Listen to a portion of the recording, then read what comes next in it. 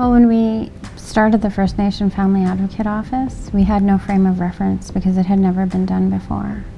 And there's current movements right now to have First Nations Family Advocate offices in each province. And so really what's guided us is our families.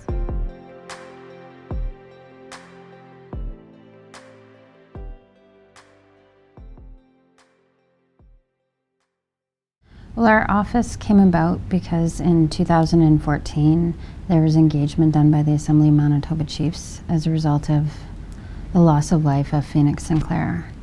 And so the AMC, because they didn't feel like they were being adequately engaged with the provincial process, they decided to do their own engagement session and had sessions in Winnipeg and Manitoba to hear from grassroots people as to what was going on with child welfare and what our community and grassroots people believe need to be done. That engagement precipitated the Bringing Our Children Home report, and it had 10 key recommendations. One was the need for a First Nations Family Advocate Office. What happened was when Tina Fontaine tragically died in the child welfare system, the AMC decided that they were going to put forward their own resolve, and they pooled source funds to create one position of a First Nation Family Advocate. And so that was me, and we started on June 1st, 2015. And their first day on the job, we started in ceremony. And so on that very first day, we were gifted the name Abinoojiyak Bigiiwewag, meaning our children were coming home.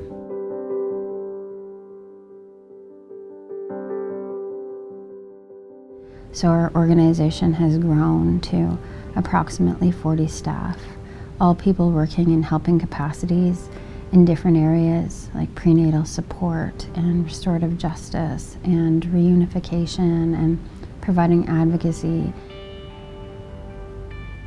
We offer a number of workshops and we're continually expanding.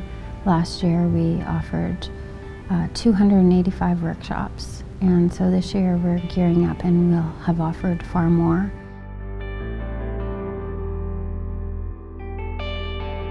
So we started facilitating traditional parenting, and within that traditional parenting we cover an assortment of various topics, starting with ceremony and traditions surrounding a expectant mother, to birth ceremony, to walking out ceremony.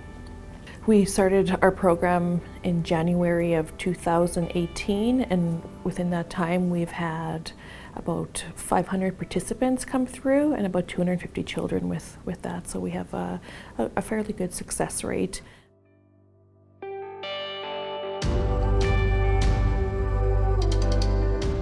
We found that there was a big gap in services and creating a space for kids to come and get supports and make that transition out of care easier. So we developed our youth empowerment program by networking and going out into the community and making sure that our services are not only for parents but for the youth as well. A lot of our work is land-based therapy, so we take our kids out on the land, we do medicine picking, we do skirt teachings, we take a lot of our youth to sweats, make sure that they have proper access to culture. What I benefited from the program was I've learned to show more respect to people and be more honest and stuff like that, because the type of person I used to be was I used to be troubled, and I was a troubled youth, but then after hearing about this program and getting into programs that they offer, that they can offer you, makes a really big difference in your life. We offer that one-on-one crisis supports, crisis counseling. We do a lot of harm reduction, cultural supports. We take families, youth and families out once a month to ceremony. So we go every last Thursday of the month to a sweat. You're more than just a worker to them, you're a friend to them as well. So just allowing those people to feel comfortable and listening to them and offering what you can with what skills you have.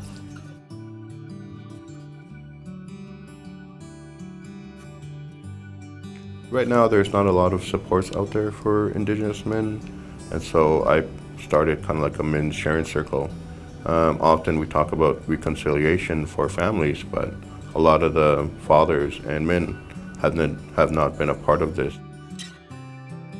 Our men are part of the family, and so knowing that it needs to be, their voices need to be heard and they need to be part of this healing process. So we do a lot of different things, all geared towards bringing our children home and ensuring that we provide access so that people can learn teachings and participate in ceremony. We also help to stabilize families and ensure that they have what they need to be able to bring their children home. So that might mean helping them with housing and furniture and accessing EIA supports and resources, food. We also, one of our priorities is preventing newborn apprehension, so we're always on standby if we have to respond to that. We provide baby moccasins to those new babies, and you know, through our program we're trying to be proactive and get in front of child welfare.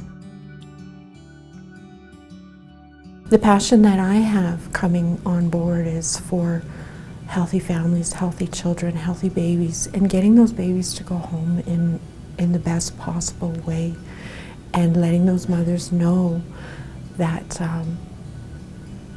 they're the most important person in their baby and their children's lives. With our people, we need to feel like we belong. We need to feel like we have a purpose in our life.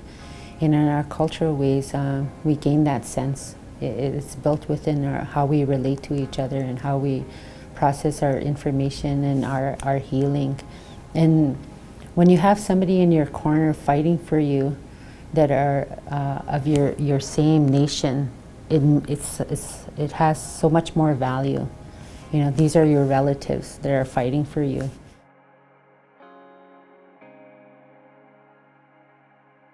We're up against a giant machine, but we do what we can. We've supported hundreds of children going home.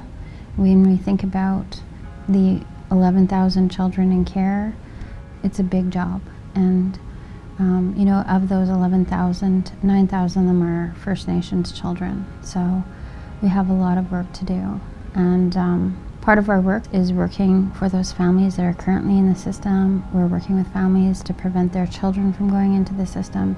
But we're also working on some of the big picture items where we need to do that higher level work to ensure that we restore jurisdiction. And, you know, as sovereign people, we work at reviving our traditional laws and putting those in place so that we're not falling under a provincial system that was never designed for us and that essentially works against our families.